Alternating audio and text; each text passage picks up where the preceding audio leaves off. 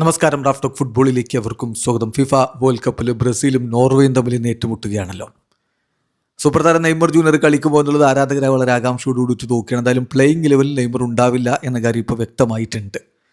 Substitute റോളിൽ നെയ്മറെ ഇറക്കിയേക്കും. അപ്പോൾ ഉള്ള ചോദ്യം, നെയ്മർക്കും വിനിക്കും ഒപ്പം കളിക്കാൻ പറ്റുമോ? കാരണം നെയ്മറും കുറച്ച് ലെഫ്റ്റ് ഓറിയൻറ്റഡ് ആയിട്ട് കളിക്കുന്ന ആളാണ്, വിനിയും അങ്ങനെ തന്നെയാണ്.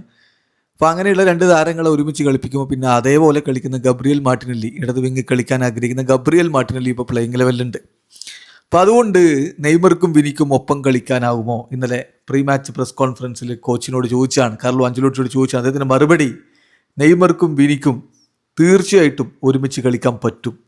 ഞാൻ വിശ്വസിക്കുന്നു അവർ ഒരുമിച്ച് കളിക്കുക തന്നെ ചെയ്യും. നെയ്മറും വിനിയും ഒരുമിച്ച് കളിക്കും. അത് അറ്റ് സം പോയിന്റ് കളി പുരോഗമിക്കുമ്പോൾ ചില ഘട്ടങ്ങളിൽ ദേ വിൽ പ്ലേ ടുഗെദർ, അവർ ഒരുമിച്ച് കളിക്കും എന്നാണ് ഞാൻ കരുതുന്നത് എന്ന് തന്നെ വളരെ കൃത്യമായിട്ടിപ്പോൾ കോച്ച് പറയുന്നു. ഏതായാലും ബ്രസീലിൻ്റെ മത്സരം വരുമ്പോൾ എല്ലാ തവണയും ആരാധകർ ഉറ്റു നോക്കുന്നതാണ് നെയ്മറെ കളിപ്പിക്കുമോ എന്നുള്ളത്. ഇപ്പോൾ ജപ്പാനെതിരെയുള്ള മത്സരത്തിൽ നെയ്മർ ജൂനിയറെ കാർലോ അഞ്ചലോട്ടി കളിക്കളത്തിലേക്ക് ഇറക്കിയില്ല. രണ്ടാം പകുതിയുടെ തുടക്കം മുതൽ അദ്ദേഹം കുറച്ച് സമയം, ഏതാണ്ട് ഒരു അരമണിക്കൂർ സമയമൊക്കെ അദ്ദേഹം വാമപ്പ് നടത്തിയിരുന്നു. പക്ഷേ ഒടുവിൽ കോച്ച് അദ്ദേഹത്തെ അൺയൂസ്ഡ് സബ്സ്റ്റിറ്റ്യൂട്ട് ആക്കിയിട്ട് അവിടെ ബെഞ്ചിൽ തന്നെ ഇരുത്തിയായിരുന്നു. നെയ്മർ ബ്രസീലിന് വേണ്ടി കളിക്കാൻ തുടങ്ങിയിട്ട് ആദ്യമായിട്ടാണ് ഒരു കളിയിൽ ഇറങ്ങാതെ, അതായത് സ്ക്വാഡിൽ ഉണ്ടായിട്ട് കളിക്കാൻ ഇറങ്ങാതെ സബ്സ്റ്റിറ്റ്യൂട്ട് റോളിൽ ബെഞ്ചിൽ മുഴുവൻ സമയം ഇരിക്കേണ്ടി വരുന്നത്.